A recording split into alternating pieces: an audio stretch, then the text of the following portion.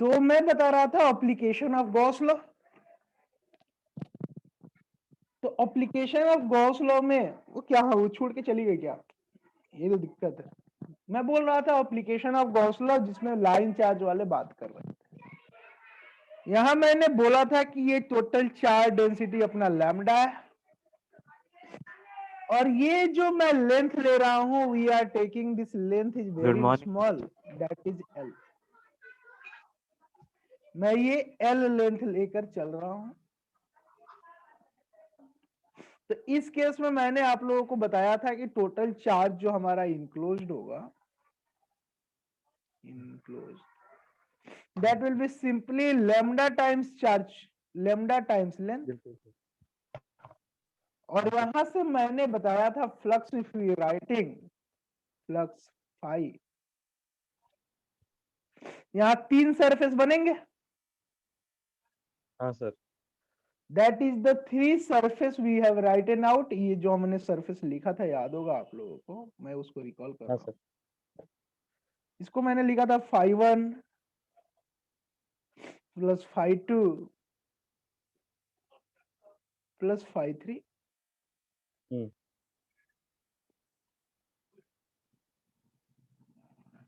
यहां बताया था कि ये हमारा फाई 1 और फाई 2 दोनों बताया था कि अगर ये सरफेस 1 ले लो, इसको सरफेस 2 ले लो, तो ये दोनों जीरो के बराबर होंगे, क्योंकि यहां से कोई फील्ड लाइन पास नहीं कर रही। तो basically total flux will be equal to phi 3, that is equal to integral E dot DS, E dot DS dot DS. और जो ये ई डॉट डीएस लिखा था, हम लोगों ने यहां बताया था आप लोगों को कि we writing this as E dot DS, और ये जो ई डॉट डीएस लिख रहे हो ना, that we will write in the format of E is our field, that will be the field that will be outward, जो constant है, and aerial vector is 2 pi RL. Aerial vector, the summation of complete aerial vector, वो करो तो 2 pi R, that is called surface area of cylinder, that is 2 pi RL, that is equal to Q enclosed upon epsilon naught, और Q enclosed की value lambda L था अपन epsilon not. तो यहां से हम लोगों ने एक चीज देखा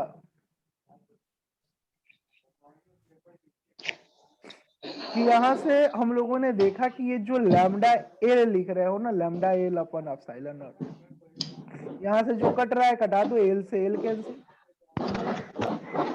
यहां से ई की वैल्यू अपनी निकल जाएगी सिंपली, हमने बताया था E equal to lambda upon 2 pi epsilon naught are,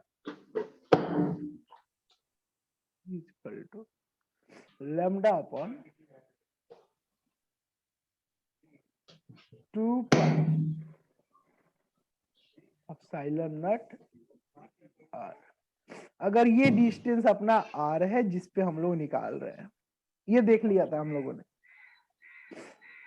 फिर हम लोगों को आज जो देखना है, that we have to see about the electric field due to sheet. एक सीट के चलते अगर हमारे को इलेक्ट्रिक फील्ड निकालने हैं, तो वो इलेक्ट्रिक फील्ड कितने होंगे उसके बारे में देखना है। ध्यान दीजिएगा लोगों, की करके हमको सीट के चलते चाहिए, ध्यान दीजिएगा आराम से। एक मिनट,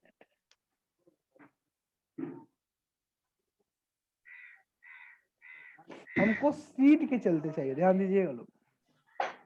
मान लो एक सीट है, ऐसे कर,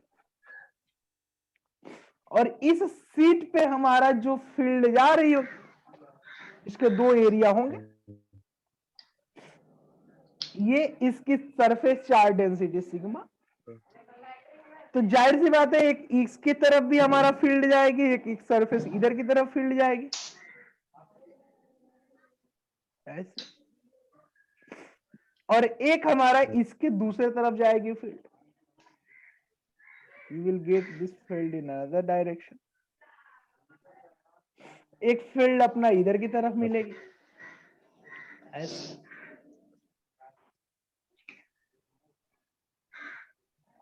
ऐसे करते हुए। तो अपने को ये जो फील्ड मिल रहा है ये अपने को मल्टीपल डायरेक्शन में मिल रहा है, ध्यान देते चलना। तो ये सिग्मा हुआ, ये एक तरफ फील्ड इधर की तरफ, एक तरफ फील्ड इधर की तरफ, ठीक है।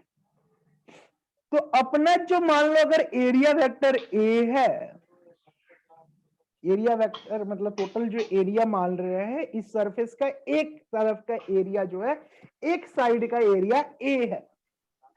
तो हम लोग एक साइड के एरिया को ए लिख रहे हैं, तो याद रखिएगा क्यू इनक्लोज्ड जो होगा वो कितना हो जाएगा, simply that will be surface charge density into area, that is sigma A. अब हम लोग लिखेंगे फ्लक्स वाला तरीका, we write the flux phi and that flux phi will be along both sides, so we will write this as phi 1 plus phi 2,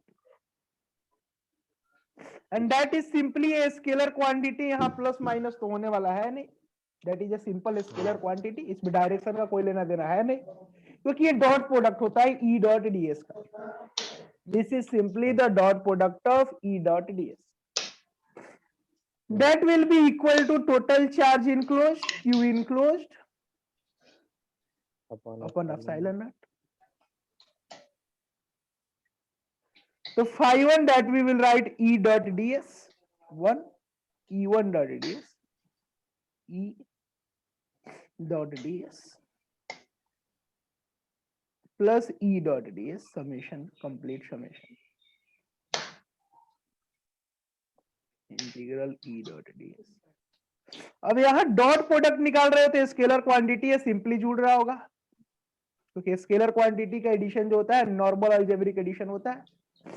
तो ये E दोनों जगह से कांस्टेंट हो गया, तो ये बन जाएगा E into A plus E into A, that will be simply total जो बनेगा 2EA, क्योंकि टोटल एरियल वेक्टर ए है, तो एक इसके चलते आएगा E इंटू ए और एक इसके चलते आएगा E इंटू ए, तो दोनों का समेशन नॉर्मल समेशन हो गया, that will be simply 2 into A, क्योंकि डॉट प्रोडक्ट कर रहे हो स्केलर क्वांटिटी हुआ, सिंपली जुड़ेगा, डॉट प्रोडक्ट बन चुका है।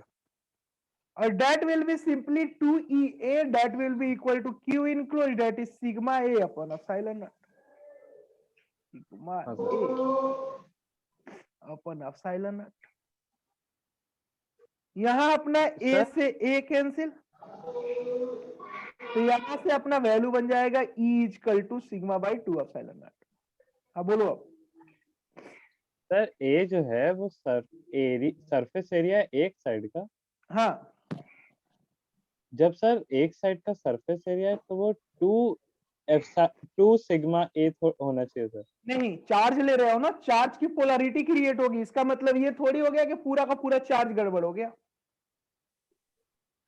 That is just a polarity, body तो वही है, तो उस पर टोटल चार्ज तो हमारा सिंपली सिग्मा इंटू ए ही होगा बाबू, that is complete areal vector into sigma, that is charge density. भले पोलैरिटी क्रिएट हो रहा है वो अलग बात है, इधर से लो चाहे इधर से लो। तो यहां से अपना E नेट निकल रहा है, एक तरफ सरफेस का अगर हम लोग बात कर रहे हैं, if we find the field along one side, that will be simply equal to sigma by 2, वो अपनी बन रही है सिग्मा अपन 2, ये अपना E बनेगा, वेक्टर फील्ड बनेगा। अब देखो हम लोगों को, ये तो मैंने बात कर लिया सीट का, केस 3, अगर सीट के बजाय ये सेल हो,